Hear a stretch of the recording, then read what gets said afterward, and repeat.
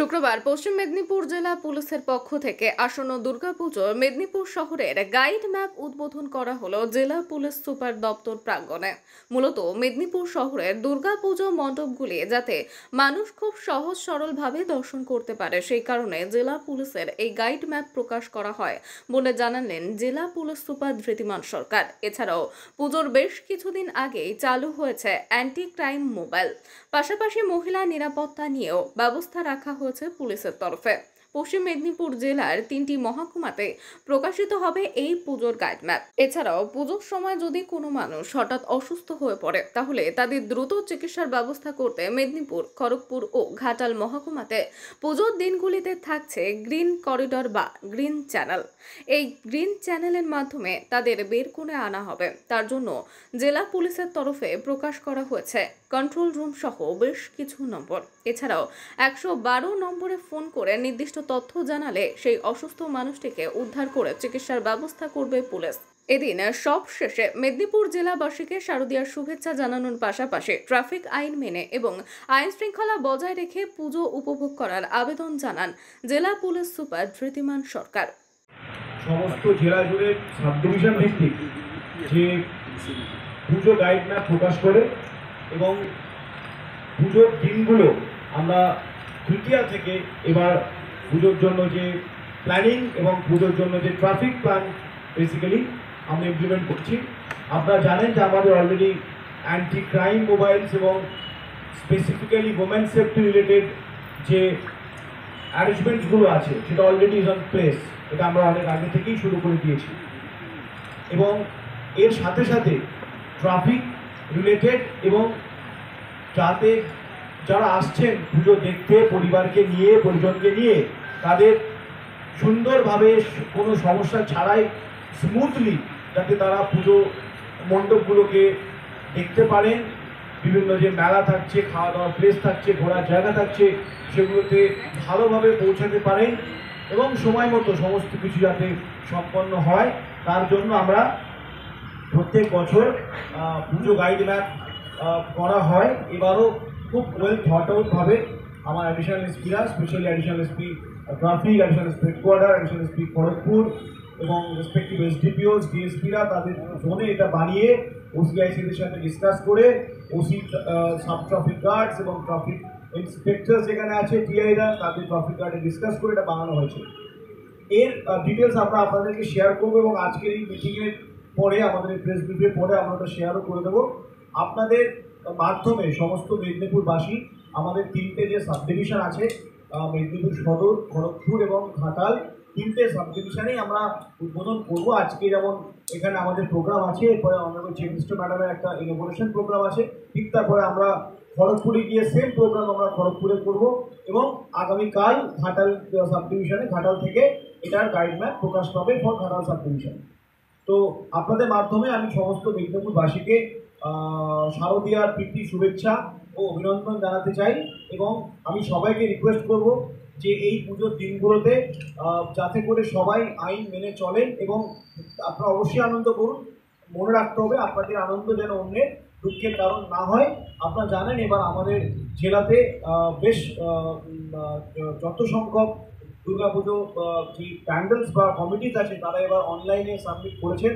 আমি আপনাদের মধ্য দিয়ে খুব খুশির সঙ্গেই বলতে চাইছি এটা অলমোস্ট কমপ্লিট হয়ে গেছে, 2-3% বাকি আছে, কিছু ল্যান্ডস বা পারমিশন ছিল না, সেটাও হয়ে যাবে। সো হেন্সফোর্থ এর পর থেকে কিন্তু পশ্চিম মেদিনীপুর জেলায় সমস্ত পুজো পারমিশন অনলাইন হয়ে গেল। So that's a great fit for a district like Paschim Medinipur. এবং আপনাদের আজকের এই প্রোগ্রামের মধ্য দিয়ে আমি আরেকবার সমস্ত মেদিনীপুরবাসীকে শারদীয়ার শুভেচ্ছার সাথে সাথে পুজোর সময়গুলোতে যাতে অত্যাধিক স্পিডে বাইক না চালানো, বাইকে হেলমেট পরা এবং ট্রিপল রাইড না করা, বাইক চালাতে বা গাড়ি চালাতে ফোনে কথা না বলা, সিট বেল্ট ইউজ করা, ট্রাফিক রুলস এবং রেগুলেশন মেনে চলা। 2 মিনিট লেট হতে পারে বাট অত্যাধিক স্পিডে ট্রাফিক বা গাড়ি চালিয়ে ট্রাফিককে বিব্রত না করে বা আননেস খুব রিকোয়ারমেন্ট ছাড়া কোনোভাবেই যেন কোনো ট্রাফিক ভায়োলেশন না হয়, শুড বি মেনটেন। স্পেশালি পুজোর সময় আমাদের স্পেশাল অ্যারেঞ্জমেন্ট থাকছে যেখানে কিছু গ্রিন চ্যানেলস আমরা রাখছি, গ্রিন করিডোরস টাইপের। যদি আমাদের মেদিনীপুর শহরের মধ্যে বা খড়গপুর শহরের মধ্যে কোনো জায়গাতে কোনো ব্যক্তি বা তার পরিবারে কেউ অসুস্থ হয়ে যায়, তাহলে আমরা সেই গ্রিন চ্যানেলের মধ্য দিয়ে তাদেরকে পাস করাবো এবং এটির সিদ্ধান্ত নেবেন আমাদের অ্যাডিশনাল স্টেট কোঅর্ডিনেটর এবং আইসি আমাদের এখানে মিদনাপুর যে আছে শরৎ আইসি অমিত আছেন এখানে, কোতোয়ালি আইসি আছে এবং রেসপেক্টিভ সাব ডিভিশনাল টাউনগুলোতে ওখানে আইসি খড়গপুর টাউন থাকবেন এবং ঘাটাল থাকবেন। বাট এর জন্য আপনি যে আমাদের যে জেলা পুলিশের যে কন্ট্রোল রুম নাম্বার থাকে সেটা বা ইআরএসএস যে নাম্বার থাকে আপনারা সবাই জানেন, ইআরএসএস নাম্বার 112 এই নাম্বারে কল করে স্পেসিফিক ইনফরমেশন দিলে আমরা কিন্তু তাদেরকে তাদের গুরুত্ব বুঝে সেখান থেকে গ্রিন চ্যানেলের মাধ্যমে বার করতে সক্ষম হবে।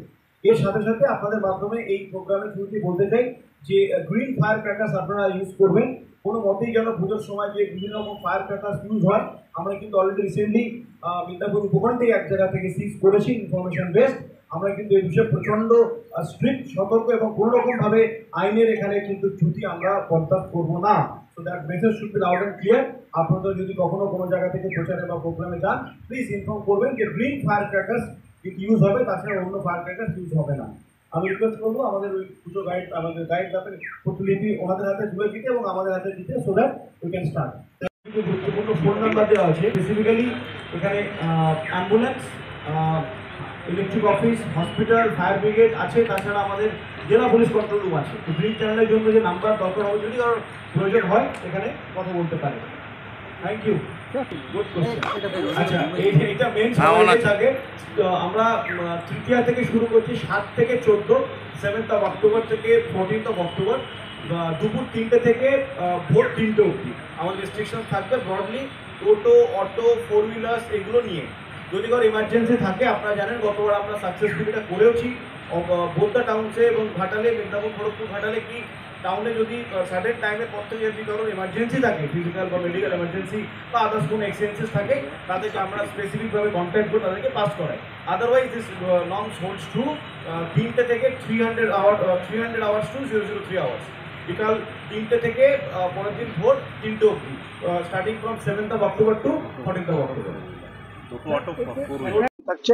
আপনাদের যেমন আমি ব্রিফ করলাম যে বেলা 3টে থেকে পরের দিন ভোর 3টে অবধি 7 থেকে 14 অক্টোবর আমাদের পুজোর জন্য রেস্ট্রিকশন থাকছে।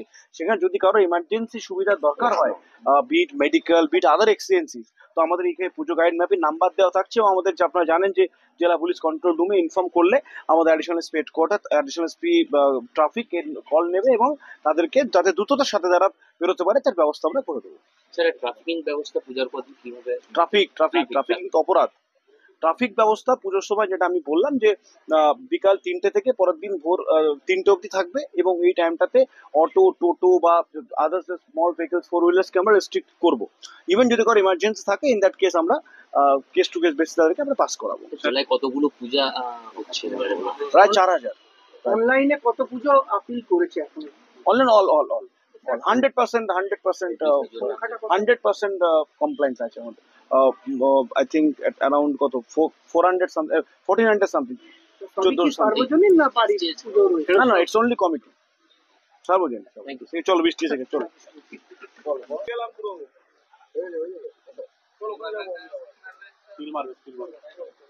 মেদিনীপুর থেকে শেখ ওয়ারেশের রিপোর্ট, বিগ নিউজ।